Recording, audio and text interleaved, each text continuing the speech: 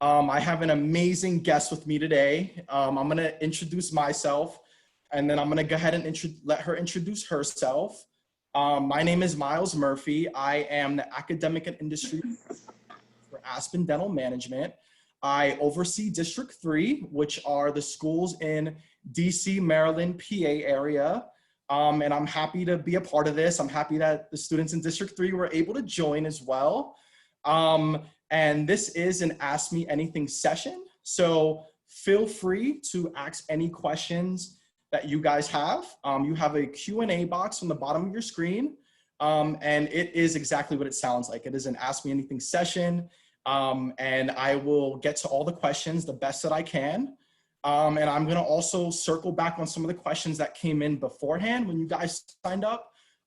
We've got some amazing questions to go over today. Dr. Singer, she is one of our greatest Aspen Dental ambassadors. We are so happy for her to join us. She's gonna go ahead and tell her story in a bit. I also do wanna point out that we are offering free CE here at Aspen Dental Management. We are offering it to not only students, but we're offering it to our Aspen Dental dentists in our network, and then dentists all across the country that aren't even in our Aspen Dental organization. So feel free to take advantage. The link is aspendentalce.com/welcome. All you have to do is go into that sign up link, sign up, and it's free, and you're able to dive into some of those courses. So we've gotten some amazing feedback from it. The students have really been taking advantage of it. They love that extra CE courses that they can get on the top of their D4 year and all the other years that they're in as well. So without further ado, I am gonna go ahead and let Dr. Singer introduce herself, and then we could dive into some of these questions. I just wanna thank all the students again for joining. I'm gonna let you guys continue to file in, and feel free to ask all the questions that come top of mind. So Dr. Singer, I'm gonna go ahead and open up the floor for you, and feel free to tell your story. Thanks, Miles. It's so nice to see you. It's been so long since we've had some time to chat and hang out. So thank you so much for having me on today.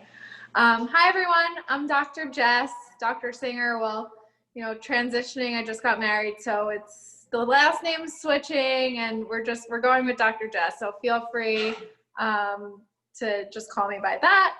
My journey in dentistry started at NYU. I graduated in May, even through COVID. So I have a lot of experience with what all of you are probably going through now, and how to navigate that. And also onboarding through COVID and how that looked and whatnot, and how dentistry has kind of changed a little bit, but stayed a lot the same. I currently live in Miami, or West Palm Beach, but making it down to Miami, Florida.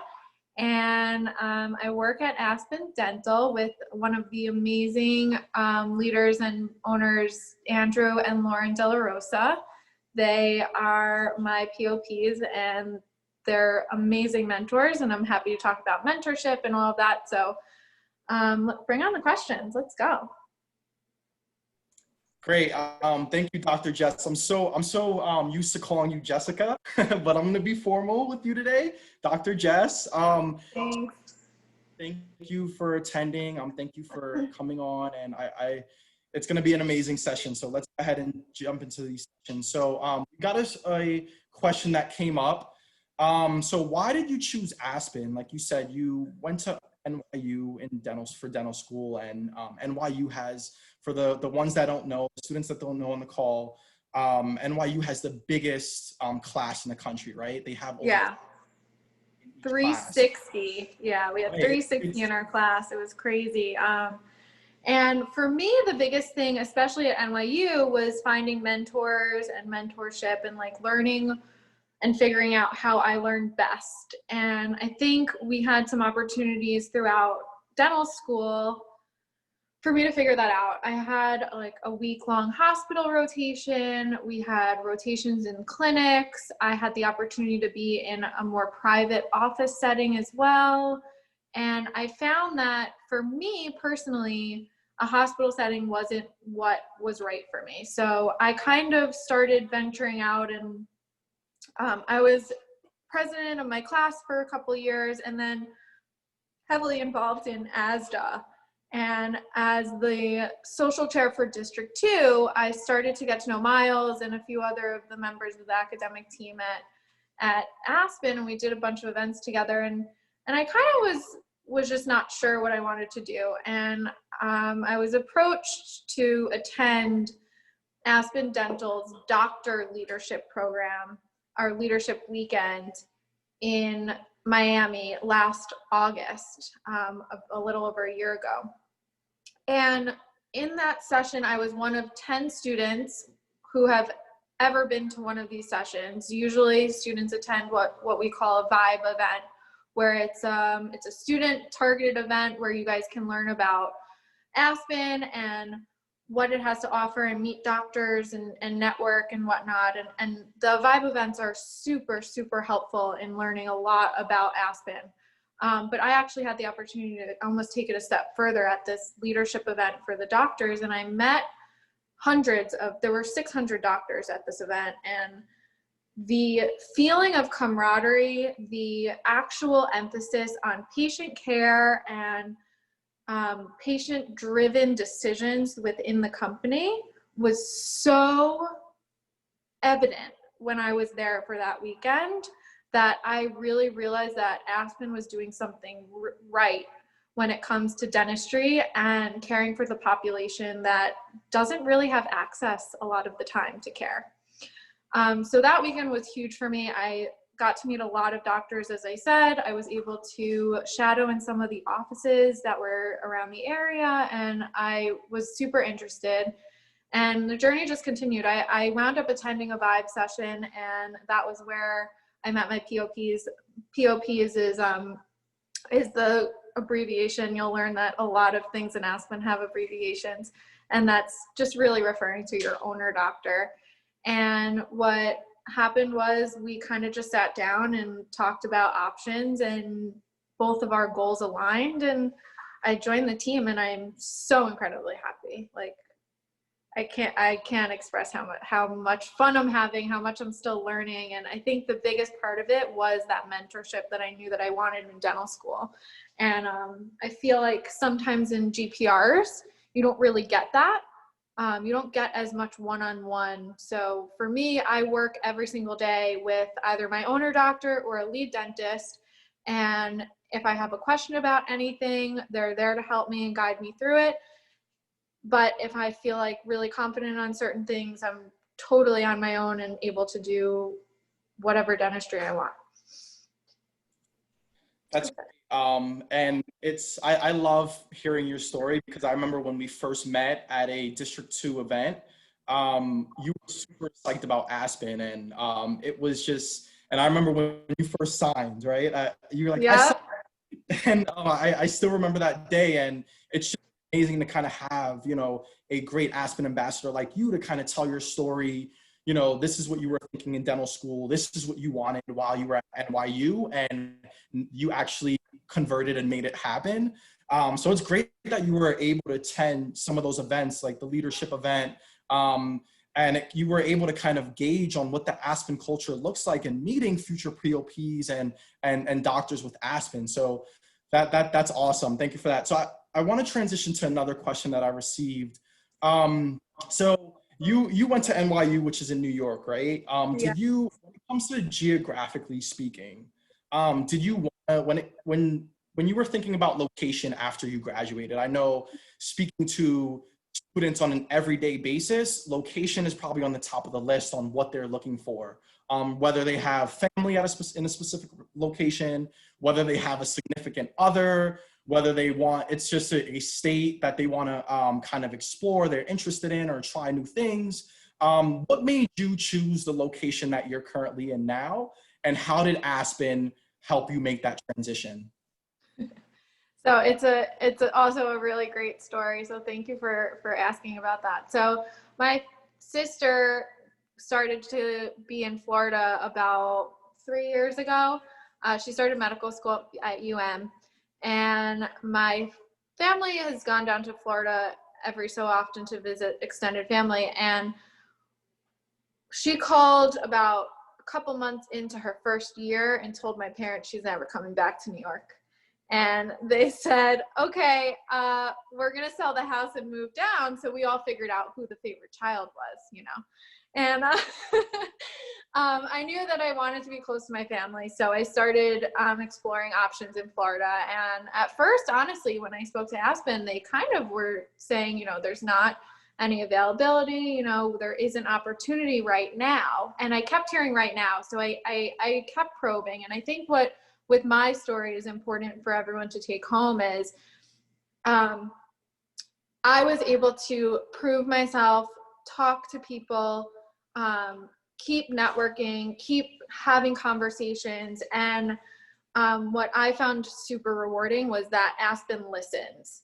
And everyone that I spoke to, you know, did what they could to try to figure out how we could make it work and a timeline that was reasonable. And I think that was really part of why I chose sticking with the company. And it wound up that it worked out, that someone wound up opening a spot and hiring in Florida, and I was able to make it down here. And I know it's super hard to get down here, so I'm so grateful to be here. But I do say as a big thing of advice is, if there's something that you want and there's a location that you want, make sure that you're having the conversations and expressing how important it is to you and why. And I think at the end of the day, as I said, Aspen listens. The teams are amazing. They really want to get to know you. They really want to do what they can for what's best for you and setting you up for success. Great. Yeah, that's awesome. And I'm really happy that you got the location that you wanted. And it's funny that you share that story with your sister, about your sister. And yeah, I mean, it's great. Like not every student gets that lucky, but it's great to kind of dive into some of those questions. Like, what location am I looking for? Yeah, totally. And I don't think that it's just luck. Like, yes, a spot opened up, but I truly think that it's the conversation being open and me being super honest about what my expectations and goals were and just working towards it. And, you know, there were conversations of, I remember sitting with Kevin Walcott and him saying to me, you know, Jess, like, you're not going to Florida. Like, if you want to go to Florida, you have to go here first. And I looked him in the eye and I said, I'm going to Florida. We're figuring this out. And he was like, I don't know about this. And then, you know, we kept talking. I kept having conversations and, you know, it worked out for me. But, you know, there were moments where I knew that it was possible that I would need to maybe go somewhere first and train and then move my way through. And that happens. I have a couple of friends who are with the company who are doing that, and they're still really happy. I mean, the work life with Aspen is really good, and the day-to-day is so rewarding, and we're always learning a lot that sometimes if you do have to sacrifice, it's still worth it. Great. Thank you, Dr. Jess. I kind of want to transition to what you kind of just said. We just got a question that came in regarding some of your goals. So when you were a D4 at NYU, you ended up signing with Aspen. What were some of those goals that were on your mind? Like, even now in the present, when you wake up in the morning today, you can kind of, you know, like kind of see the future, right? You can say like, hey, this is my 1-year goal. This is my 2-year goal. This is my 5-year goal. What are some of the goals that you have set forth? Because you're not far removed from dental school, right? You know, like you're great at what you do, and but you're still kind of one of the newer dentists out, you know? So what are some of the goals for, I still consider you a new grad. What are some of the goals for you that you have for your future? So when I was in dental school, I knew that, like I said, a GPR environment was not for me in terms of learning. I'm someone who really needs a one-on-one mentorship kind of relationship where it's a little bit more of an even playing field and I'm working with someone to learn as opposed to working for someone. And so finding an environment that provided that was super important. In terms of goals, like within the next year, I'm definitely working towards, even possibly within the next month or so, I'm working towards being able to run the office on my own. I've really pushed myself the past few months. I'm just hitting actually my 3-month mark like yesterday. And we were talking just about like what my growth has been like. And even since day one, when I walked into the office, I sat down with my owners and my lead doctor, and the question was the same thing: what are your goals? And, you know, I knew that I was totally honest with myself. Like through COVID, the last 3 months of school, I did not touch a handpiece. And day one, walking into an office, knowing I was going to sit down and drill a cavity on someone's tooth was kind of nerve-wracking. But I was super open and honest, and I told them that. I was like, listen, I'm 3 months not touching a handpiece. Like, this is crazy. And the response was, you know, let's sit down. We'll know exactly we'll target your weaknesses and strengths, and we'll set a timeline of what we want to do. And we did that. So the short-term goals for me then were, you know, working on, you know, making sure I had my hand skills back, which, don't worry guys, it came back in like a day. I picked up a Typodon and did a crown prep in like 20 minutes, and I was like, okay, wait, we're back. It's like riding a bike. But something that I did struggle with was oral surgery, because I hadn't had as much experience in dental school with it. And I said, you know, I really want to start working on that. And we were able to set me up with as many extraction cases, full mouth extractions and delivery of denture same day. And at this point, you know, 3 months in, I'm placing implants, which I actually didn't even think was going to happen that quickly. So we've been setting goals, but I feel like we've been kind of reaching them a little bit sooner than we thought. So as I said, with how things have been progressing right now, my goal is within the next few months to be able to run an office at least once or twice a week on my own. Long term, I don't know how familiar everyone is with the ranking system in terms of how you can progress throughout the Aspen dentistry leadership teams, but there's, you know, your associate position, which is what I'm in. Then there's a lead dentist position. Then there's either partner or possibly owner. And the thing that I loved about Aspen is that there is this ability to advance in leadership within the dental community. And for me, that was huge. So I would love to one day be either a partner or POP within the next, hopefully 5 years, to be able to mentor other doctors and teach other doctors and whatnot. So that's kind of where I am at right now. Yeah, that's great. And you kind of touch upon multiple points. You answered a couple questions in that one answer, and I want to thank you for that. Because a common question that we get is, what does a career path look like at Aspen Dental? And you kind of hit the nail on the head, right? You say you can start off as an associate, you can then progress to a lead dentist, and then if you're fully invested in the Aspen Dental model, and you know you that's something that you want to own, is you want to own your own office, then you can absolutely be an owner. You can be a partial partner as well. So there is unlimited path to you know, just progressing your career. You don't have to stay in an associate, you know, your whole career, an MCD or a owner, right? Like, you can move up in the ranks, and it's just great, because that's a common question. I have students now that, you know, they're already looking towards ownership, right? Like that's the ultimate goal when you're a student, and then when you're a dentist, you want to own. So I want to transition to a question that you kind of touched upon recently, was the mentorship. So this is something that is really, really important to every student that I speak to, right? Whether they're a D4 that is comfortable, or a D4 that's kind of scared, or a D4 that's going into residency, or, you know, jumping right into work. Like there's different stories for all the students. But mentorship is where it comes full circles, when what they all have in common. So I want you to kind of just tell your story on what mentorship looked like for you, when it was your onboarding, and when it was your first 3 to 6 months at Aspen Dental. So day one, I sat down with my what we call regional manager. So his name is Josh, and he is the manager on the ADMI, the Aspen Dental Management Incorporated side of things. So the side of, you know, all the business, the marketing, all of that. And he sat down with me and kind of just set me up, and he gave me a really cute like welcome bag with a backpack and swag and all that, and also inside was a binder that had the doctor development program in it. And it was a 1 month kind of program, and then we kind of started doing reflections down the road. And for the first couple of weeks I did daily reflections and saw and recognized what I wanted to work on, what I was improving on, and things like that.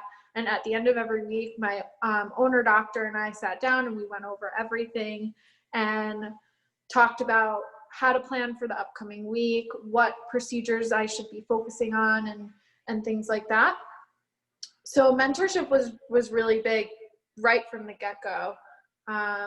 Anytime I am doing a procedure, I know that I can call either Dr. De La Rosa or Dr. McDonough, or even any of the 12 other dentists that are part of our smaller group within Aspen, and ask a question and have an answer pretty much immediately. So the amount of mentors that I have is really significant. I have, you know, the group here, and then on top of that, I went through a few different training sessions with the ADMI staff on a more higher level, as well as some of the clinical directors and like Dr. I and a few of the other doctors that help out with just mentorship with the onboarding process as well. So it's all there, it's all accessible. I think it, you know, you don't even have to seek it out when you're here. It's so present and so part of the culture and the way that onboarding works here. You don't ever feel like you're alone or doing something by yourself or figuring something out by yourself by any means. Great. That's awesome. And it's great to hear that you came in and you didn't get quote unquote thrown into the fire. You had that, it's funny that you make that face. You had that support, right? You had that backbone in your office. You had kind of those more experienced doctors, or like Dr. I, to kind of, you know, ask as many questions as you wanted and get comfortable with. And Dr. I is one of the bigger, most reputable doctors in our Aspen Dental organization, and she's known for being one of the biggest mentors here. So it's great that you were able to have that. So I want to ask you about your day in a life at Aspen Dental. So what does your day usually look like from the moment you step foot into the office to the moment you leave? Like, what does a typical day look like for you? So I always get to the office a little bit on the earlier side, like not much, 5 to 10 minutes early. We start Monday, Tuesday, Wednesday, we're 8 to 5. Thursday's our late day. Every office generally has a late day where we're 10 to 7, and then Friday we're 8 to 1.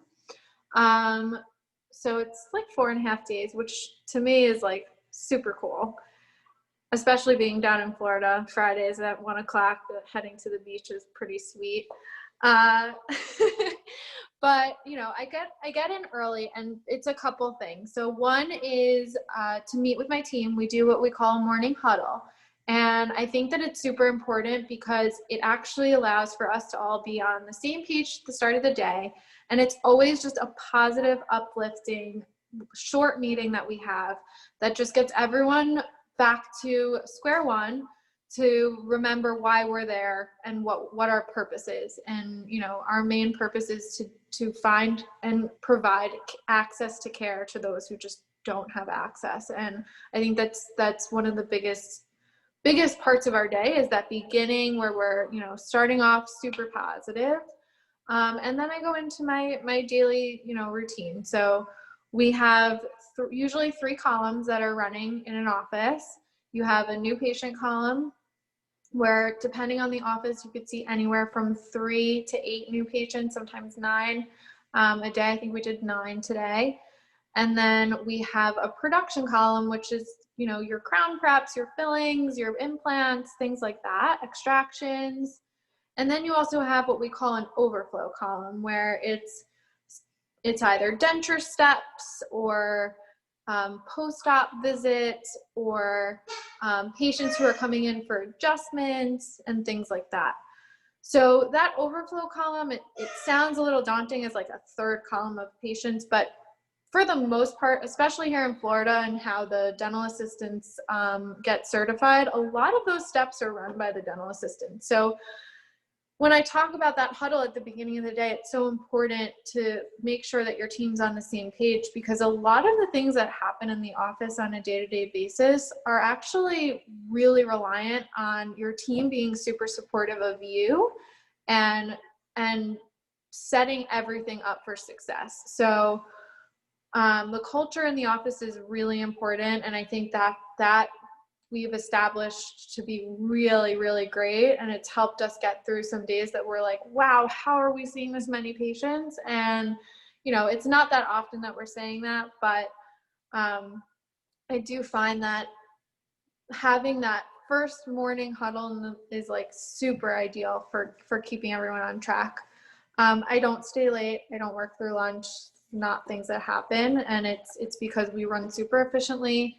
There's a lot of communication throughout the office, and we're really intentional with how we're booking patients, and nothing's ever too much or too busy or, you know, not enough time to relax and rest. So I think there's a really good balance and understanding, and we have a really great time all day long. No, that's great. And you need work-life balance right there in Florida, so you can Oh yeah. go to the beach. Oh yeah. I know that you love those early Friday days. But yeah, it's great that Aspen really cares about work-life balance. And you know, from the first Aspen Dental event that you've been to, like the culture really means something here, and we want to make sure that we're not burning our doctors out, and you know, that the work-life balance is something that they can kind of, you know, go home and be their regular selves and have time to kind of relax and settle down, and then pick it back in the morning. So I kind of want to stay. It's not just about like the doctors too, and I think that's really awesome, is that like, you know, your PSRs, your front desk, like your managers, they might have kids and they want to go home to their kids, and like everyone is very much thinking of everyone else, and I think, as you said, the culture is super important. I know the only thing I didn't touch on is that there are some offices that do Friday, Saturday days. Maybe not every Saturday, but a couple Saturdays a month. So it just so happens that the group I work with doesn't, but there are groups that do. So just know that that's something that could be in the cards. Great, awesome. So I want to stay in the clinic now. I want to like kind of touch upon you in the clinic. What does treatment planning look like for you? Are you able to create your own treatment plan? This is also another common question I get from a lot of students as well. Like, do I have that autonomy? Do I have that full range of autonomy to kind of portray what I went to school for, which is being a dentist and helping patients to the best of my ability? I once heard from a experienced and seasoned doc that you can put 3 doctors in a room and you'll get 6 different treatment plans. So what does that treatment planning look like for you for some of the new patients that you see? I know that you said you see 9 today, and you're creating some new treatment plans for these patients. Do you have a full range of autonomy, or does your leader doctor help you out with that? Like, what does that look like for you? So yeah, I have full range. There's no one who's saying like, you have to do X, Y, and Z, or you have to show me the treatment plan before you present it. There are moments where I choose to do that, because coming out of school, yes, we do treatment planning, but where our hand is held a lot of the time, and you know, it's hard to, you know, you miss things there and things like that. And especially now that I'm moving into working with implants, I mean, we're not trained that well on treatment planning for implants in terms of school and stuff. So So being able to have my autonomy, take my own, decisions and put them on paper, but also, as I said, with the whole mentoring and everything that I have going on, that's set up for me, I do have the option to just, grab the lead dentist and say, hey, like, can you look at these radiographs with me? This is my thought process. Like, what do you think? Or sometimes I won't even give my thought process, to be honest. Sometimes I'll just say, hey, like, what do you think about this x-ray? And see what they say, just to test and make sure that I had the same idea or maybe not, and then discuss why. And it's never oh, you're doing something wrong. It's always this is my perspective, and then I give my and then I'll give my perspective, and we compare. And 9 times out of 10, we generally wind up either agreeing or totally understanding the other person's side of it. And it's super great learning and whatnot. I feel like I've learned so much in terms of treatment planning. I feel a lot more comfortable after pushing myself for 3 months to get it down pat. And I still have things to learn, but I find that I never walk into a room, do a treatment plan, walk out, and have anyone say, oh, you should have done this, we're changing it. No, that doesn't happen. Great. I just got a question that came in regarding Cool. implants. You had mentioned implants. So where are you at with placing implants? Are you doing them yourself? Are you referring to a specialist? What does that look like? If you are comfortable, are you able to do it yourself, or is it kind of like mandatory that you have to refer it out to the oral surgeon? What does that process look like? Because I know it might be different for every doctor and every office, and we want to ensure that it is a teamwork environment. What are you able to take that on yourself? So if I wanted to place an implant tomorrow, I can. I did. I was able to get into super early. I got very lucky. My POP pushed me into the implant course. So I was able to do, excuse me, I was able to do the course already. So I have the CE credits for that and whatnot. It wasn't like I walked in from dental school and they're like, here's an implant, place it. That's not how that worked. I did coursework for it. But I am a very honest person with myself. So I think that is really important when it comes to this kind of dentistry, when we're doing things that, are new to us. So I am very reflective. I'm someone who knows my limits. And so for me, how I approach implants at this point, since I can be placing them, I am making sure that case selection is super on point. Every single case that I'm doing an implant on, I am going over the CBCT myself. I'm sitting down with my lead dentist or the oral surgeon or a periodontist who's a friend and going through it.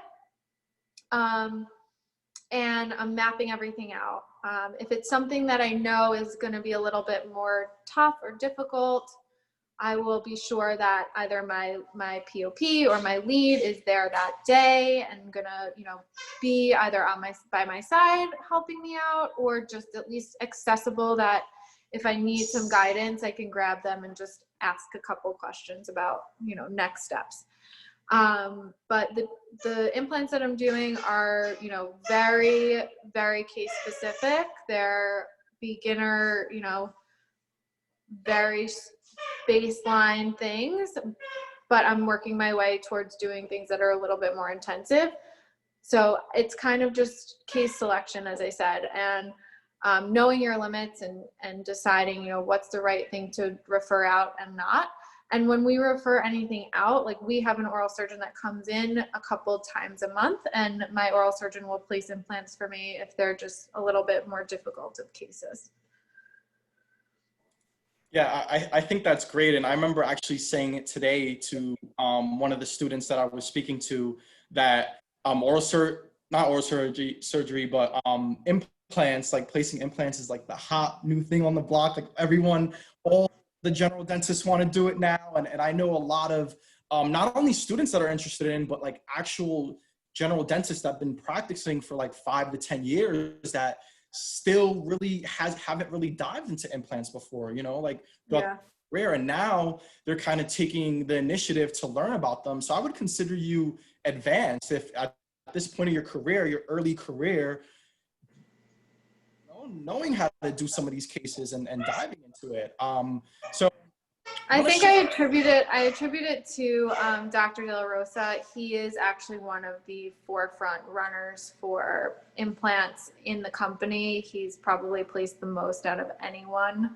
And he was part of the launch for the program to do training within Aspen and all that. So, you know, we have Dr. Rawal, who's part of our team. He's a prosthodontist who leads all the implant endeavors, and he actually is right here, I think, in Orlando. And I know that we're doing a whole seminar with him. He's coming down to be with our group, and we're doing some all-on-4 cases with him as learning opportunities. So I think it's a combination of personal drive, but I think it also has a lot to do with the opportunity that I was placed in, where my group in particular is pretty leading when it comes to implant placement and whatnot. So I'm lucky in both aspects. Yeah, that's awesome. So I want to ask you about a common question that I get regarding we're going to stay in the clinic here, regarding production goals. Is that a thing at Aspen Dental? I see your face. I know that you really want to answer this question. Very expressive. A lot, being one of our biggest ambassadors here at Aspen, and you even speak to some students now. What is the true answer behind that? Are there production goals? Aren't there? I love to get an actual doctor's point of view on this, because they're in the office every single day, full time. So what does that look like? Is there or is there not production goals? I've never heard that term ever in my career at Aspen Dental, to be completely honest. When I heard you say production goals, I was kind of like, I don't even know what that means. So my answer is no. Everything in terms of like doctor compensation is very team oriented, and there is actually no need for any type of structure that other DSOs might use in terms of production goals, or needing to meet a certain number of crowns or a certain number of implants or a certain number of dentures. The way that we work is, as I said, team oriented, and we all just do what is right for the patient, and we treatment plan what's right for the patient, and we move forward just in that manner, and everything really just kind of falls into place in terms of how the office runs and whatnot. I hope that answers the question. Yeah. Absolutely. And I kind of want to piggyback on that a little bit. This is a question that we've gotten, that I've gotten beforehand regarding the compensation structure. So if you can kind of just what that looks like for you, and you know what the compensation is, and how the structure. I know that you mentioned the team-oriented structure. So what does that, just touching the surface here, what does that look like at Aspen Dental? Sure. So as an associate, we are guaranteed a daily rate, and that is regardless of production, you receive that rate every single time you step into the office on a daily basis. From there, you are able to bonus on the adjusted amount of production. And that bonus is, and this is the part that actually, that actually sat with me in such a significant way when I heard about it. And it was that your bonus is actually based on a sliding scale. Hold on one second, my dog. Steven.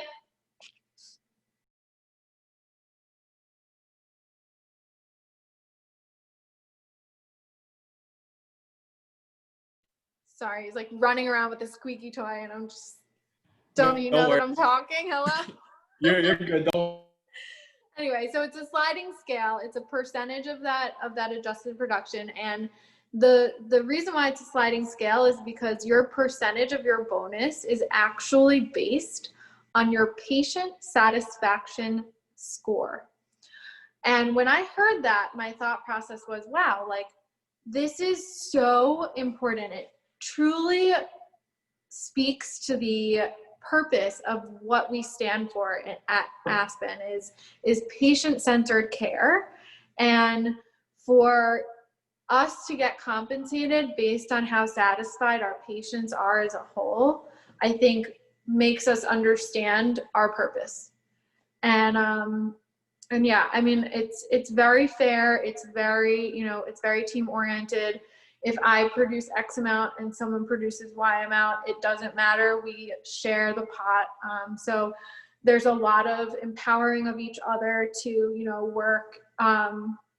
work on, having comprehensive treatment where we're taking care of the patient and the patients are leaving happy. And, there is none of like the horror stories that you hear of like, oh, I had a crown prep today, but this person took it because they needed a crown prep. Like that's not, it doesn't exist because it doesn't need to. It's very patient-centered and it's very fair.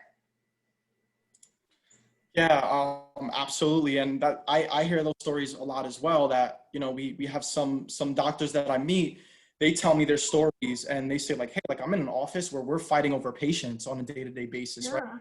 Getting paid solely based off our personal production. And then I kind of chuckle a little bit because, then I explain how our dentist at Aspen gets paid, and they're like, like that's a great compensation, Pat. Like that's a great compensation structure. And I love how you touched upon the patient satisfaction score, because I think that's a really important point to drive home, that you're providing patients comprehensive care and you're developing a relationship with them, right? You're putting them under a treatment plan. They're coming back in to see Dr. Jess, and, they're comfortable with you and they fill out that survey, and it's just a great feeling to get 5 out of 5 stars, right? And that's basically what a part of what your bonus depends on. So that's awesome. We got a question go ahead if you want to go ahead and elaborate on that. I was just going to say that it's also great because, if there's a day that I'm not in the office, hello, am I here? Yep, you're still here. Okay. You're good. Okay. If there's a day that I'm not in the office and a patient comes in, it's not the end of the world. Like they're going to get taken care of by whoever's there. And I think that's a big part of it too. We don't have to feel like we have to cancel on a patient because I'm not going to be there. Like, no, like we don't need to sacrifice their care because I won't be there one day. Like they can still get exactly what they need that day. Yeah, that's great that you mentioned that. We just have a great question that came in regarding your involvement in ASDA when you were in NYU. Yeah. You were one of the reputable ASDA leaders. I know that we first met out at a ASDA event at the Cusp Crawl. I remember that, District 2. I heard a lot about you prior, and that, NYU, like I said in the beginning of the session, is the biggest dental school in the country. And you were the president, so you were the student body leader for that school, right? I kind of want you to touch upon a little bit of that. We got a came in that I know all the students are very curious about. What made you want to go for such a role, right? Like your class, well, every class has over 360 students, right? So you're leading that whole body. So what made you want to kind of step into that role? Like, hey, like I'm so swamped in dental school and now I have to lead, over 1,000 students, right? So what made you want to do that? So it's funny you say that. I'll be totally honest, because as you know, I'm super, super honest. I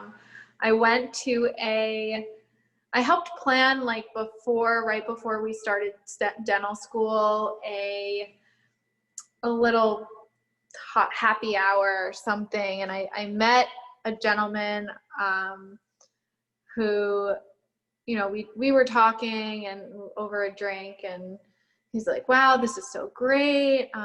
Dr. Goodbye. And he said to me, you know, you should really run for president. Like, you would be great. And I was just like, oh, you're so funny. We just met. Like, no way, whatever. And the next day I woke up and I was thinking about it and I was like, maybe I should do this. Like, you never know what could happen. And I wound up running, and the whole slogan was "Say yes to Jess," and it was really cheesy. But I realized that I had this ability to connect people and develop relationships with administration in a very intentional capacity where it was very respectful. And I started having really good conversations. And as, you know, as the year went on, you know, we started making changes that were pretty significant in terms of, you know, what past presidents were able to do. Like, we were able to change the white coat ceremony to a larger venue. We were able to get everyone to have more than 2 tickets for the white coat ceremony, which was pretty huge for us. We got colored printers installed in the library for anatomy, which was huge for the class behind us. And it kind of just was, it was super satisfying. And everyone always asked me why you're doing it, because nothing that I ever did actually affected my class. Everything always just improved the classes that came after me. And I always have friends who are like, it's such a thankless job. Like, why did you even take all the time? And I have to say that it actually provided me with so much more growth than sitting in a classroom ever could have. And the fact that I sacrificed and put in countless hours to do it was, right now, looking back, one of the best decisions I made, because of how important mentorship is in dentistry as a whole, and how important mentorship is to me to grow, especially here at Aspen. And I look forward to expanding on the things that I've learned, but I also find that to run an office and to be part of a team and to keep culture really positive and healthy is directly attributed to my experience and leadership in dental school, for sure. No, I think it's great. And by the sound of your story, you made a big impact in the community, right? In the dental community. Yeah. No, that's great. And I just want to commend you. Like, it's hard to juggle dental school and being as a leader. But you were given an opportunity to kind of lead not only your class, but the whole school as well, and make a difference. So that's awesome. I want to jump into one of these questions that we received here regarding DSO model, right? So we all know that DSO is a little bit different than being in a private practice, or Aspen is a little bit different than being at another DSO, right? Like, you can't really compare any two same environments. So what type of support do you get? Maybe from the operations standpoint, you know, we have like directors who kind of give you that support as well, make sure everything is going well, and you have your owner. What does that support look like for you? So I think that it's really important to understand what a DSO is and why it's different than private practice. So starting there, I think is a really good point. So thank you, Miles. I think that when we talk about private practice, you're talking about single ownership, where the owner is, you know, hiring staff, they're doing payroll, they're making sure that insurances are being covered. They have, you know, obviously people working for them to do a lot of these things, but having to manage all of that. And the biggest thing with ADMI and, you know, the Aspen model that's different is that the doctor actually has the ability to focus on clinical and not have to worry about all of those other things. So just that alone from the get-go for me was huge in terms of deciding to be at a DSO in general, and then particularly Aspen. The reasons why particular Aspen are slightly different than because of it being a DSO, and I can get into that as well. I'd love to talk about it if we have the time. But I have, in terms of support, as I said, I've been on a bunch of training calls since I started, between Lift being our ortho training to some onboarding training and things like that. And they're generally run by the ADMI corporate side of things. So having interaction with them and knowing that they're a phone call away, whether it has to do with not being able to log into my computer because I'm locked out, figuring out e-scripts, learning about insurance and how to write narratives so that our patients can get reimbursements when they actually do deserve it. All of those things are things that I never probably would have been able to figure out on my own. And the fact that we have the phone call away or the email away to, ask questions about that is super helpful. And as I said, as dentists, even if you're going to be in an owner position, you're not worrying about payroll every single or every other week. ADMI takes care of that. You're not worrying about, supplies and if the front staff has ordered what they needed and the back staff has ordered what they needed. Like, that's all stuff that's managed by the dental services organization of ADMI. So, yeah. Yeah, that's great. And I love that answer where you said you get to solely focus on what you went to school for, which is to help patients, right? When you step foot in the office every day, even if you are an owner or you do have multiple offices or whatever the case may be, you answered what a DSO is in a nutshell. Like, I didn't even have to answer it. You answered that dental support organization, it's called dental services organization, but we like to replace that services with support because you are getting that support. Like you said, you went down the list, whether it's from a technical standpoint, whether it's from a payroll standpoint, whether it's from a marketing standpoint. Like here at Aspen Dental Management, ADMI, we get those patients through the door. That's how some of our offices see 9 new patients in a day, right? You don't have to worry about that being an owner. We help you with all that, from operations to equipment. We're the number 2 best customer for Henry Schein, which provides the equipment after the US government. So we're heavily involved in being that built-in consultant for all of our owners. And I've heard some stories where owners in private practices, they sleep in their office, right? Because they got to do the numbers, they got to do the payroll, they got to, just stay in their office all night just to complete those things before the week ends. So I love that, you kind of mentioned it without, I didn't even have to go into what a DSO is, because I know there are multiple students on this call that don't know what a DSO is, right? And it's great that you answered what the difference between that is and, maybe a private practice. So thank you for that, Dr. Jess. So we are approaching 5 minutes here. It's been amazing and it's gone by so quick, right? I know. Right. So this is one of the questions that we actually got in when one of the students signed up. They had submitted these questions. What do you enjoy the most about dentistry? I know that you still are, like, I still consider you one of the newer dentists. You're not pulling your hair out, right? It looks like you're enjoying. No. So what do you enjoy the most about dentistry? And there's a follow-up question that I want to kind of build on top of that as well. That's going to be our final question. But what do you enjoy the most, Dr. Jess, when you wake up in the morning? Honestly, there isn't anything in particular that I like more than something else. And I think that's why I am so happy with my decision of being a general dentist, and being in an environment where we do comprehensive care.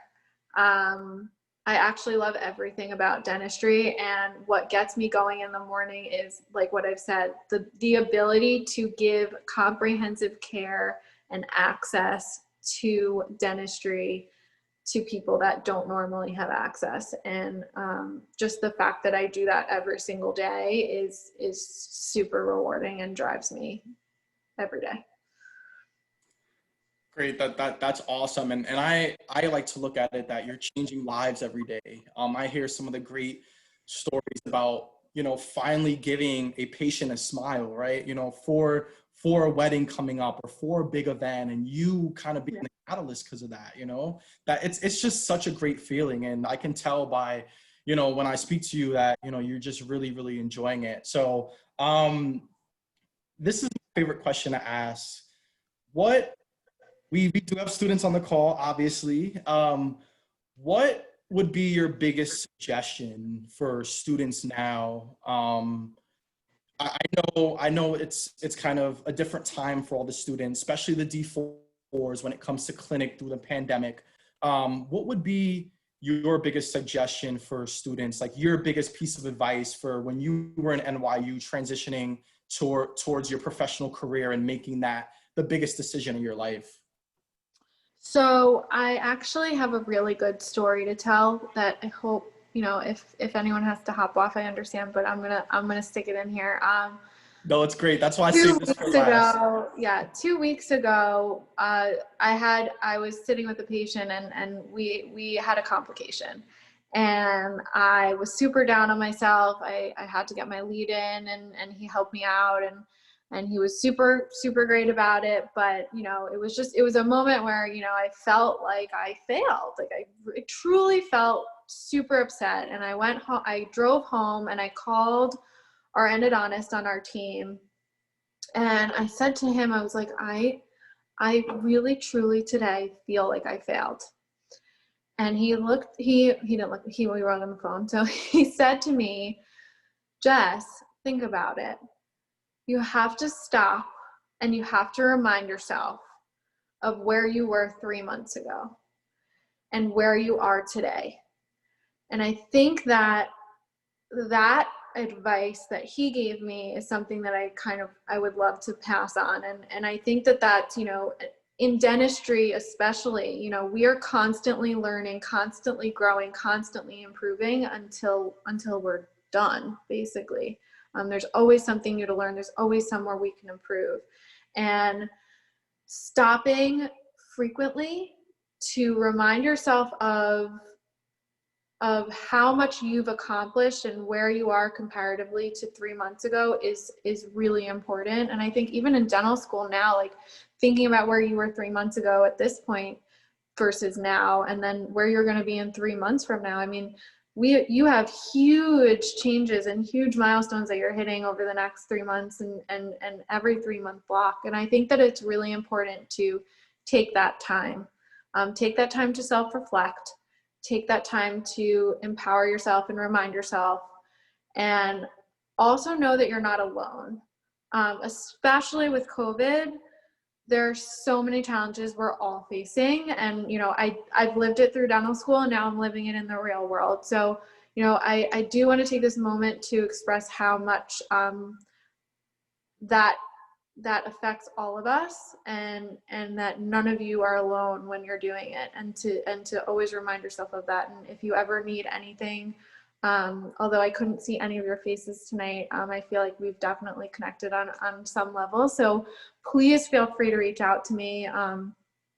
Miles can send out my contact information. It's pretty easy, drjessdds@gmail.com, and doctor spelled out, but that's my email, easiest way to get to me. And I'm always here to answer questions, whether it's about Aspen, whether it's about dental school, whether it's about a crown prep, whether it's about, anything, truly. I'm always happy to help. So, yeah. Great. Thank you, Dr. Jess. I think that was like the perfect answer to conclude the session on. Thank you. It was an hour of just awesomeness for getting your point of view from being as the leader and at a prestige dental school, the biggest in the country, to transitioning to your professional career and now making a difference in the dentistry world, and having some of those down days where you say you failed but you really didn't, and it's awesome. I just want to thank you again for joining this. I'm really sure that all the students are very appreciative to hear your story, hear your point of view. Like I always say, you're I want to say probably the biggest Aspen and greatest Aspen ambassadors in the organization. Thank you. I just see it as a pleasure to have you on for an hour to kind of tell your story, give your unique experience. And I think this was a very great session that the students can kind of take a lot from. Like you said, you're an open book. I'm gonna provide the students your contact information. Yep. I'm also gonna provide the students my contact information if you have any specific questions. My email is miles.murphy@aspendental.com. Email me directly. You can email Jess directly. And I just want to thank you all for joining. It was Thank you. And I will be following up with all of you if you have any follow-up questions. So thank you again. Thank you, Dr. Jess. Thank you, all the students, and Good night. have a great night. Thanks. Thank you. Bye, everyone.